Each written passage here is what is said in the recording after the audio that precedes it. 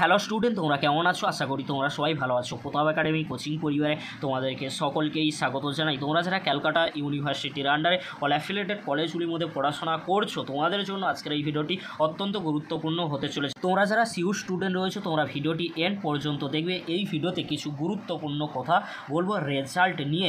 রেজাল্টে তোমরা যদি দেখো এম রয়েছে, তাহলে তোমরা কি করবে? তার আগে তোমাদেরকে বলে রাখি, তোমরা যারা সিইউর আন্ডারে ফার্স্ট সেম থেকে শুরু করে 6 সেম পর্যন্ত এক্সাম দিয়েছো বা এক্সাম দেবে, তোমাদের জন্য অত্যন্ত গুরুত্বপূর্ণ এই বিষয়টি। কেন তোমাদেরকে বলে রাখি, একটি স্টুডেন্ট সিইউর আন্ডারে অল অ্যাফিলিয়েটেড কলেজগুলির মধ্যে পড়াশোনা করছিল, সে এক্সাম দিয়েছিল সিইউর আন্ডারে, বাট তার রেজাল্টে এসেছে এম। তাহলে সেই স্টুডেন্টটি কি করবে? প্রথমে সে কলেজে কিন্তু জানাবে। কলেজে কিন্তু সে জানিয়েছিল যে তার রেজাল্টের একটি পেপারে কি এসেছে, এম এসেছে। তাহলে এম মানে কি?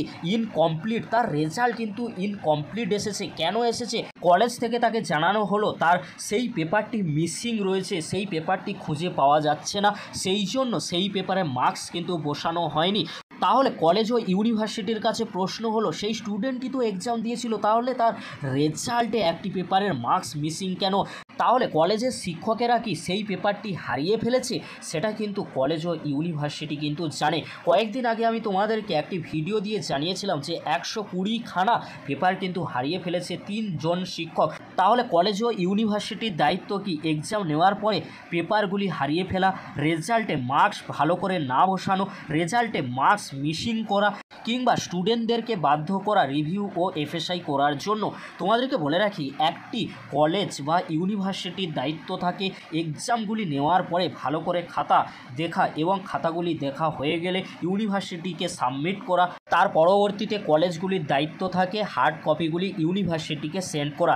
সেটা না করে কি হচ্ছে না, রেজাল্টে মিসিং হচ্ছে কি না, পেপারের মার্কস দেওয়া হচ্ছে না। তাহলে যদি এরকম হতে থাকে, তাহলে ইউনিভার্সিটি কিভাবে চলবে? সেই জন্য আমাদের সকলেরই কোশ্চেন, যদি কলেজ ও ইউনিভার্সিটি এরকম করতে থাকে, তাহলে স্টুডেন্টরা কোথায় যাবে?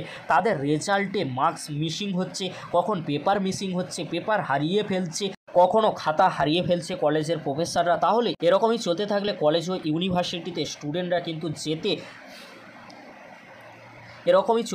কলেজ ও ইউনিভার্সিটিতে স্টুডেন্টরা কিন্তু যাবে না, কারণ তারা সকলেই জানে তারা এক্সাম দেওয়ার পরে তাদের রেজাল্টে কোনো পেপারে নাম্বার মিসিং রয়েছে, রেজাল্টের হার্ড কপি তারা পাচ্ছে না। অনেক সময় কি হয়, সেই স্টুডেন্টদের কিন্তু মন ভেঙে যায়। তারা ভালো এক্সাম দেওয়ার পরে তাদের যদি রেজাল্টে কোনো পেপার মিসিং হয়, মার্কস যদি না থাকে, সাপ্লি পায়, তাদের যদি ইনকমপ্লিট থেকে যায় সেই সেমের রেজাল্টে, তখন তারা চিন্তায় থাকে যে তাদের সেই সেমটা ক্লিয়ার হলো না, তাদেরকে পরবর্তীতে কি করতে হবে? রিভিউ বা এফএসআই করতে হবে, কিংবা তাদেরকে পরবর্তীতে আবার ওই পেপারে এক্সাম দিতে হবে। তাদের মাথায় কিন্তু ওটাই থাকে। সেই জন্য আমাদের সকলের অনুরোধ, ইউনিভার্সিটিকে স্টুডেন্টদের ওপর কড়াকড়ি না হয়ে কলেজের প্রফেসরদের ওপর কড়াকড়ি হওয়া দরকার। কারণ কলেজের শিক্ষকেরা কিন্তু পেপারগুলি মিসিং করছে, কখনো হারিয়ে ফেলছে, কখন মার্কস দিচ্ছে না ভালো। সেই জন্য আমাদের সকলের অনুরোধ, ইউনিভার্সিটি স্টুডেন্টদের ওপর কড়াকড়ি না হয়ে কলেজের প্রফেসরদের ওপর কড়াকড়ি হওয়া দরকার। কারণ কলেজের শিক্ষকেরা কি করছে? রেজাল্টে পেপারের মিসিং কখনো বলছে, কখনো খাতা হারিয়ে ফেলছে, ভালো করে খাতা না দেখে মার্কস দিচ্ছে। পরবর্তীতে স্টুডেন্টরা যখন রিভিউ এফএসআই করছে, তখন কি হচ্ছে না, অনেক মার্কস বেড়ে যাচ্ছে। সেই জন্য ইউনিভার্সিটির কাছে একটাই অনুরোধ, যেন কলেজের শিক্ষকদের খাতা দেখা নিয়ে রুলস এবং রেগুলেশন নিয়ে আসা হোক, যাতে এরকম দ্বিতীয়বার না হয় রেজাল্টে পেপার মিসিং বা মার্কস মিসিং, বা যে কোনো সেমের রেজাল্টে কোনো পেপারে মার্কস কম না দিতে পারে, পরবর্তী ছাত্রছাত্রীদের রিভিউ ও এফএসআই করতে না হয়। খাতা দেখা নিয়ে এক রুলস এবং রেগুলেশন কলেজের শিক্ষকদের ওপর অবশ্যই দেওয়া প্রয়োজন। তোমাদের কি মনে হয়? তোমরা অবশ্যই কমেন্ট করে জানিও। আর তোমাদের সাথে কি এরকমই ঘটনা ঘটেছে? অবশ্যই তোমরা কমেন্ট করে জানিও। যদি ভিডিওটি হেল্পফুল হয়ে থাকে, অবশ্যই ফ্রেন্ডদের কাছে বেশি বেশি করে শেয়ার করে দিও। আজকের এতটুকু। যদি ভিডিওটি হেল্পফুল হয়ে থাকে, অবশ্যই ফ্রেন্ডদের কাছে এই ভিডিওটি বেশি বেশি পরিমাণে শেয়ার করে দিও। ভিডিওটি দেখার জন্য তোমাদেরকে অসংখ্য ধন্যবাদ।